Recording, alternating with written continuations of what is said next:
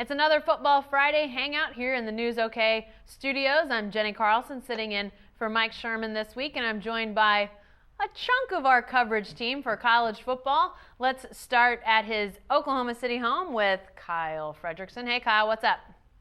Not much. It's a small crew today. Let's see if we can pick up the slack for everybody else, huh? I think we'll continue to power through with Football Friday. Also joining us from his Norman abode, Jason Kersey. Hey, Jason. Jason has frozen himself. There he is. There he is. I'm here. Unfrozen in Norman. Hey, what's up? All right, guys. Well, let's get started. Both teams on the road this week, and let's start with OU, Jason. They are the earlier game of the two. They have that 11 o'clock kick up in Ames, Iowa against the Cyclones. But let's start off the field for a second, because the big news going here the last 24 or so hours is Joe Mixon. He reached a plea agreement in his misdemeanor case from that July incident. What do we know at this point about where this case goes moving forward? I mean, the case, I guess, the criminal case is done with. It's over. It's been settled. But what about Joe Mixon moving forward? Is there any reason to believe things have changed in that regard? No, I think that things pretty much stand as we expected. I think that he's going to be given every opportunity to come back and be part of the team next year, maybe in the spring. It'll kind of be interesting to see what happens, but at this point, there's no reason to believe he won't be part of the team next year.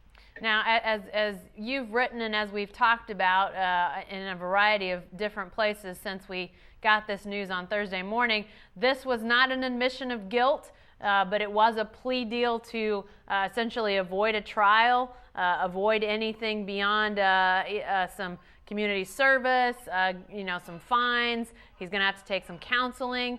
But it seems to me, Jason, like this was maybe an attempt for Joe Mixon to just get this behind him. That case would have been, the first day of the spring semester, and it sounded like a lot of teammates would be involved with that case. Yeah, and I think that's exactly what this was. I'm a little surprised it took this long, to be honest. I've always sort of expected that there would be a plea deal, that everybody wants to get this over with, between the university, the football program, the coaches, and then obviously Joe Mixon wants to get this behind him so that he can move forward with his life. And I'm sure it's probably good for Amelia Molitor, the victim, as well, that this is sort of out of the way now. She doesn't have to testify about it. Like you said, I think that the school and the program probably really wanted there to be a plea agreement, because now their players aren't having to be dragged through a public trial. Several of these players, at least 10 of them, I think, would have had to be called as witnesses. So I think it's good for everyone that this is sort of over with. Well, let's sort of think about this in terms of everything staying on course. Joe Mixon, still in good academic standing as far as we know. Let's say that continues. Still in good standing in terms of doing what they need him to do off the field, those sorts of things. Project it forward a little bit, Jason, when it comes to on the field. We've seen what Samaje Perine has done this year as a true freshman. We've seen snippets of Alex Ross, bits of Keith Ford, who's battled injury, but when he's been available has been really good. Where does Joe Mixon fit in on the field for the Sooners at that running back position as you think about next season? Yeah, I think that's one of the things that's going to be the most interesting to watch, especially in the spring, if, like we expect, he'll be with the team, is where does he fit in? Because Samaje Perine has really established himself as the team's workhorse. And then Alex Ross has done well. Keith Ford's going to be coming back from an injury. We expect it this weekend against Iowa State.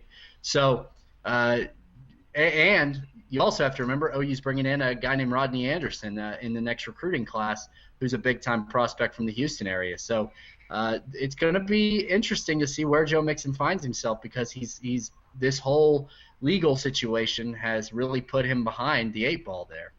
Yeah, definitely will be interesting to see what long-term effects that might have. Who knows? Maybe he's just so talented it doesn't hold him back. Maybe he establishes himself as one of the best regardless of this year away from football. As we talk about Joe Mixon and his impact, We can also turn and think about another newcomer that has already had impact, and that's Tyreek Hill. Let's turn to OSU for a second. And Kyle, there's obviously great questions about this Oklahoma State offense as they prepare to go play K-State. Right now, the leader in the Big 12, arguably the best team in the Big 12. 7 o'clock night game there in Manhattan on Saturday. Is Tyreek Hill, as OSU's featured running back, is that a solution to some of these offensive woes for the Cowboys? Well, if you ask former OSU coach Pat Jones, I think the answer is a resounding yes. He was on radio earlier this week and had talked about his thoughts on watching this Cowboy offense and all the struggles it's had. And Coach Jones makes a pretty good point. He kind of sees this offense as a lot different of a look with Tyreek Hill as that featured running back. He had a career high 14 carries against West Virginia for a little over 75 yards. So nothing that really stands out. But this is also a guy who's also learning to play the position. He's always been a jack of all trades, and through this 2/3 of the season, we really haven't seen that transpire into anything all that special on offense. Now, obviously, we've seen what Tyreek can do in the kick return game and kind of single-handedly won, those games against Iowa State and then Kansas, and that's been so key. But the Cowboys would love to have this guy as a weapon on offense who could bring that consistency. And in the past few games, I think we've seen Hill develop as a runner. He hasn't kind of had that knack of just sprinting right towards the sideline and trying to beat a guy out on the edge. At times where we've seen him get pushed out of bounds. So with a little bit of patience, understanding his blocks and making those vertical cuts upfield, he could be very dangerous. And if he can establish himself as a dominant runner, it's going to help the entire offense because teams aren't going to be able to just completely disregard the run against OSU like they have in some of these second halves where OSU has been down and they've just got to keep throwing to get back in games. It's going to force the defenses to adjust to OSU rather than OSU adjusting to defenses. And anytime that you have that edge, it's a big factor in winning games. So I think what we saw was an early start to maybe how the Cowboys want to use Hill moving forward. It's interesting because against Kansas, they didn't have Hill touch the ball as a running back once all game, and now we've kind of seen it flip. So maybe the coordinators and Coach Gundy are starting to figure out the best way to use this guy because as of this point, we really haven't seen his full potential, and that's a shame for this Cowboy offense with how much they've been sputtering lately.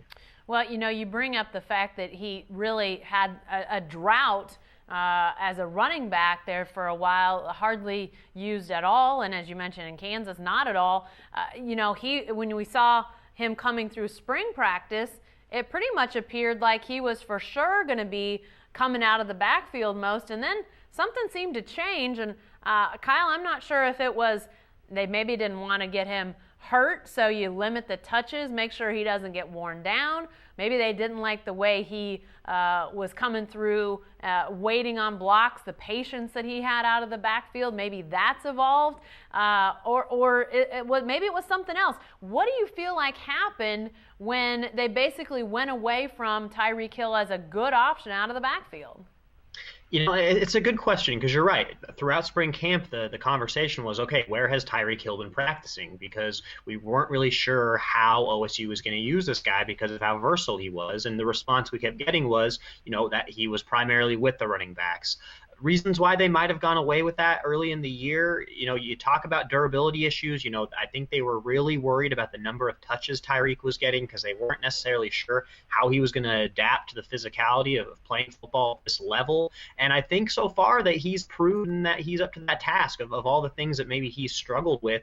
I'm not sure that's been the issue. Now, he had a few cramps in this past game with it being a little bit hot in Stillwater this past Saturday, but that's really been it. And I think another part of it is, they have a lot of respect for Desmond Rowland. He's a senior, so to kind of make Hill your featured back, you're taking away carries from a guy who's proven in this offense, who's put up stats in the past, but with this offensive line and the struggles they've been having, it's pretty clear that Desmond Rowland right now might not be the answer as far as who the best back can be with the collection of players that are on this offense. So it'll be interesting to see if the strain continues, if maybe the OSU just likes some matchups it saw against West Virginia. They really haven't pointed toward whether or not Tyreek Hill's going to be that featured back moving forward. But gosh, if you can have him touching the ball, a ton of times on offense, it's going to keep the defense wondering where he's going to go. It's going to keep them on their heels. Because to this point, I think teams have scouted him pretty well, and that's kind of been put a limit on the success that Tyreek's had on offense. Yeah, definitely so. And by the way, you mentioned that heat that was last week during that West Virginia game, over 90 degrees, affected everybody because it felt like an August day in October. Nobody's going to have to worry about that in Manhattan, Kyle. I think the highs are in the 50s, and with a 7 o'clock kick, it'll probably be in the 40s or 30s by the time that game's over. Cramps should not be a problem on Saturday night. You're right, and if it's that cold, you wonder how it affects how the offense is run. This is a young team that hasn't played in these types of conditions. The ball's going to be a lot harder to catch, especially if Dax is out there slinging it. He has a lot of arm strength. Is that going to affect the hands of the wide receivers? I mean, it's a lot to be seen, but it's definitely a factor that you got to look at when looking at this game. Yeah, even farther north is where the Sooners will be, but with a day game, probably won't be quite as cold in Ames as it will be in Manhattan. Obviously, that's something I'm sure that Jason will be mindful of as he's packing his bags. But Jason, something else that I think folks from Norman will be interested in is the guy that's calling plays up at Iowa State, Mark Mangino, who obviously Sooner fans know well as the offensive coordinator through those early 2000s and the great runs that those Sooner teams had. Then he goes to Kansas. Is on the outs there, was out of coaching for a while, now is at Iowa State. Jason, you got a chance to talk to Coach Mangino. How does he feel back in coaching and back on the sidelines back in college football? Well, I think he's excited to be back in it. This was a tough transition for him. Obviously, like you said, OU fans know him as the coordinator who was, calling plays when OU won the national championship in 2000, and obviously goes to Kansas and has just remarkable success, including a 12-1 year and an Orange Bowl victory, which seems incredible today with all the struggles Kansas has had. That Mark Mangino was able to accomplish that there. So obviously the way things ended there weren't pretty in a lot of ways. There was a lot of really nasty allegations, and I think that Mark has acknowledged that he probably went too far at times and spent a few years sort of getting things back into perspective for himself. I think, his wife was battling breast cancer. I wrote about that a couple of years ago, and I think that that sort of gave him a pretty solid perspective that football certainly is not life or death. And then he went to Youngstown State for a year. That's his alma mater. He's an assistant coach there in small-time college football. And that sort of gave him a chance to have some fun, to go back home, be around family. He said that it was like going back to college for him. And so, and then obviously the Iowa State job opens up, and he took it. And he's done a great job so far. Iowa State has not won a lot of games, but they've made clear improvements, especially on offense. You look at, they scored 45 points against Texas, a defense that stifled OU completely. And then Sam Richardson at quarterback was wildly inconsistent last year, and this year he looks like a different player. So Mark Mangino's clearly had a major impact there, and I think that it'll be interesting to see what he's able to do against his old team. Yeah, we'll talk more about how this game might play out in a second. But, Jason, as we talk about Mark Mangino, I think a lot of people around here might be wondering, is this a step that Mark Mangino takes to then become a coach again, a head coach again? Could he potentially be in line for a job someday? He seems to do really well at, building programs that maybe are, mid to lower tier. You talk about Kansas 12-1 and an Orange Bowl victory, and just what a remarkable job he did there. Clearly did fantastic things in that regard, but with some blemishes, some questions, and his departure. Is he trying to rebuild a resume to be a head coach again, or does he see himself continuing in an offensive coordinator role? You're writing about him for our OU pregame on this. Yeah, I mean, I don't think that he's made any secret about the fact that I think he would like to be a head coach again. But right now, just talking to him, it seems like he's very content right now. I think he and his wife really like it in Ames. It's a nice city for him. His son, Tommy Mangino, is a wide receivers coach for the Cyclones right now, so he's able to spend a whole lot more time around him and his kids. Right now, I think that if something was to open up and he was to get an offer, I'm not saying he would say no. I think that he'd strongly consider it, and I think that I do think that ultimately that's where he'd like to get to again. But right now, I don't think that's anything that's really on his mind all that much. I think that he's very happy where he's at. I got to tell you, Jason, a program like an SMU that already has parted ways, June Jones leaving midstream. I mean, that's the type of program in my mind. Mark Mangino coaches a lot of the same ways I think Bill Snyder does. He gets the best out of guys, goes and finds recruits that maybe aren't the top-end recruits but can play. I mean, you look at the guys that Mark Mangino had on some of those Kansas teams. A guy like Chris Harris comes to mind, who plays a pretty big role for the Denver Broncos now, came out of Bixby, Oklahoma, local in-state guy here that they got up to Kansas that became mainstay of their defense and became a great NFL player. I mean, a program like that, I could see. I don't know who's going to take the chance because of the way Mark Mangino left Kansas, but if you're looking to build a program, he might be a guy that an SMU type of program might look at. I don't know who's out there, but you never know who could come knocking on the door for Mark Mangino, I guess. Yeah. I mean, I don't see him as a guy who's going to go to Michigan or Florida or any of the those kind of jobs that are going to come open, or we think are going to come open. But yeah, I mean, I think SMU would be an interesting place. I think certainly places like that are where he would seem to fit well. A couple of years ago, in 2012, after that season, this was before he even went back to Youngstown State, he was sort of tossed. His name was tossed around a little bit for the Colorado job that had just come open.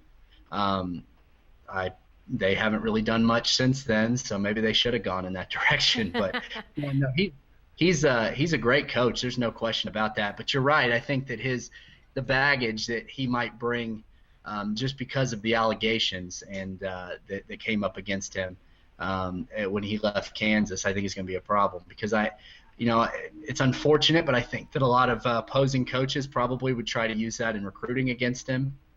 And I think that athletic directors sort of have to be mindful of that, whether it's fair or not. Right. And let's remember, about the same time, we saw Mike Leach get booted from Texas Tech for some somewhat similar type things. He now is at Washington State, obviously a head coach, has been. They took a chance. You got to think there's somebody out there that you might want to build their program under Mark Mangino. He'll be the focus of our OU pregame on Saturday. Our OSU pregame, Kyle is going to focus in on all of these underclassmen, Kyle, that OSU it has been forced to use, the lack of depth really across the board. I mean, we've seen it sort of highlighted in some spots, but it's really at a lot of different positions. And the question is out there, what all caused this? And does it have some roots in some busts on the recruiting trail going back into 2010, 2011? Does that play into what we're seeing today? Absolutely, and that's been the thing with this year. It's Mike Gundy keeps commenting on they don't have the depth. They have a ton of young guys who've been forced into starting roles, and how that happens is attrition. The layers in between starters start to disappear, and when that happens, there's just these big gaps in times where these young guys have to step up, and a lot of that does point back to a couple recruiting classes that were at this point have to be seen as big time busts. If you look at 2011, a class of 27 players that OSU brought in, there's only 18 of those guys left. You go back one more class in 2010, another class of 27 guys, only 10 players left from that rank. So a lot of that, it comes down to some disciplinary problems. It comes down to guys who transfer, recruits that just don't pan out. It's going to happen in every class. But it's no doubt had an impact on this OSU team when you look at where they're at now. And then when you pile up on top of that, just some of the bad luck they've had with injuries, and then guys who have just departed for other places. When we talk about the offensive line, the issues they have there, and then Devin Davis, would be their best offensive lineman this year, is out with an injury. It just all adds up and is part of a bigger puzzle to really explain what's happened this season.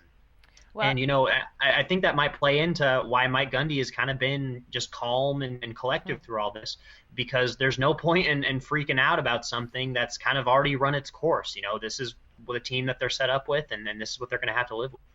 Well, and, you talk about the recruiting classes that haven't been good, and yet, you think about that senior class of last year and how big and talented they were, a group that was really, had fingerprints all over, offense, defense, really was a huge part of the Cowboys for several seasons.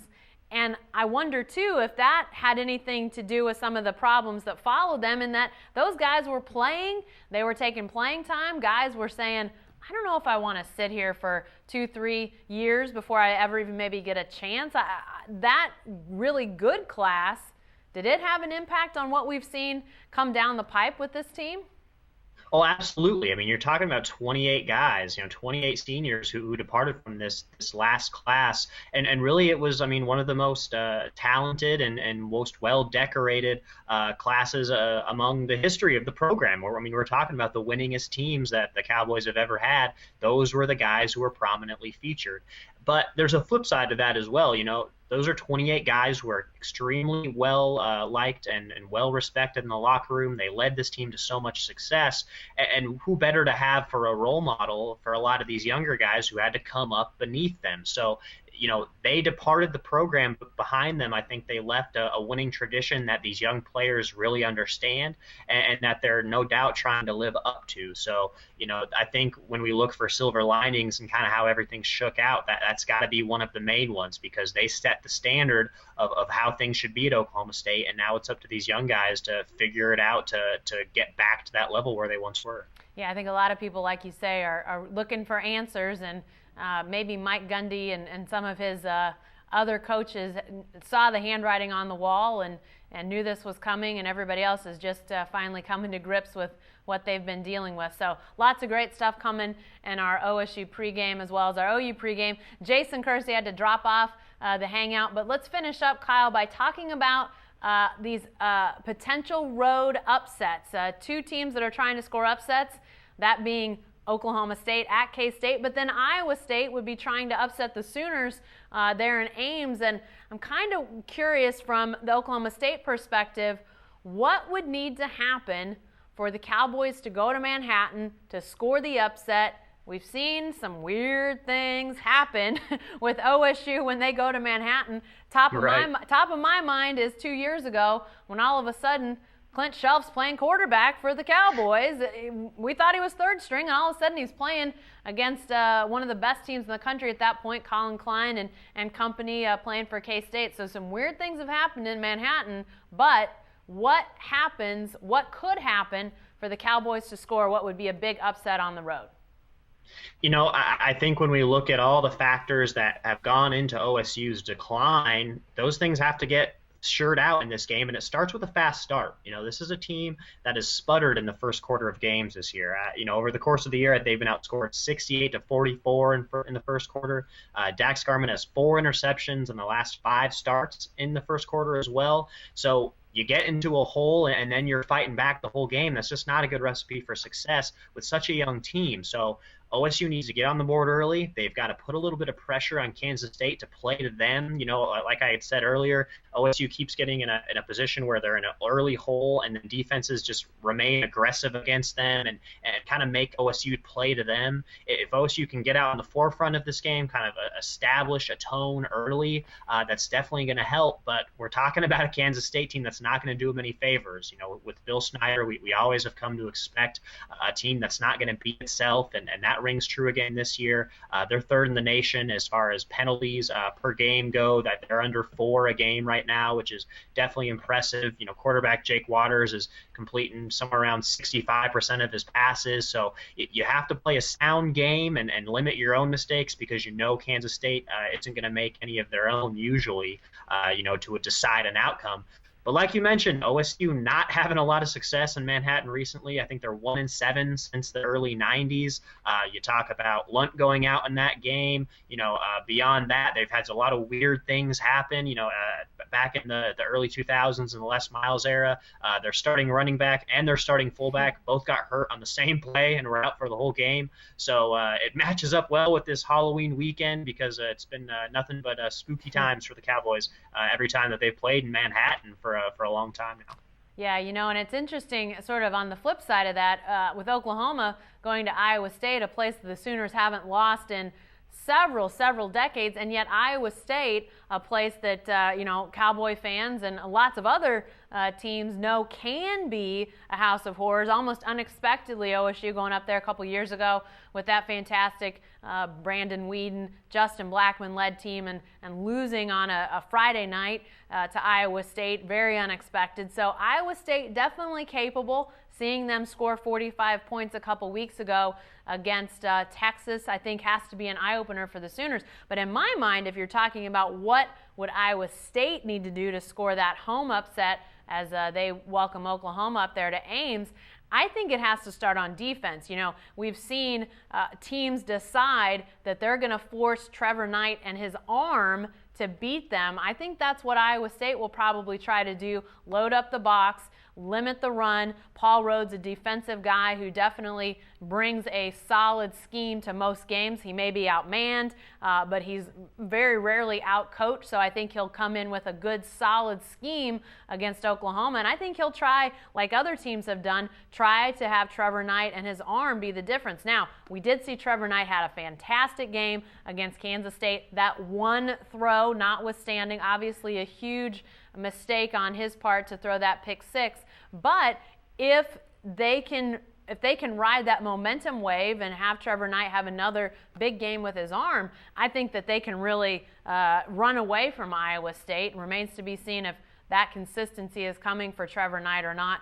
But I do think that's where Oklahoma is probably going to have to establish itself, is get the pass game going, because they've got superior athletes. I think that's where they have a big advantage over Iowa State, but they're going to have to be solid in both phases of that offense to get going against Paul Rhodes and that defense. And Kyle, that last question will go to you when we talk about areas of vulnerability.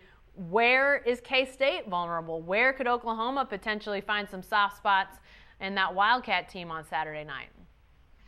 Yeah, it's a good question. I mean, they're solid across the board, but when you look at this K-State team and how OSU is built, you got to figure that Tyreek Hill is your wild card. If he can get a big return in either the punt or the kicking game, it's going to shift momentum and going to really help an OSU team that's sputtered on offense. So, you get the big return going, you get the momentum early. I think those are the things that will lead to success for OSU. But we're talking about a team that just has not figured itself out offensively, and a Kansas State defense that shut out Texas, 23-0. The first time Texas had been shut out like that since 2004 when they lost to OU. So it's a huge challenge for the Cowboys, and there's, it does not look like things are going to be in their favor.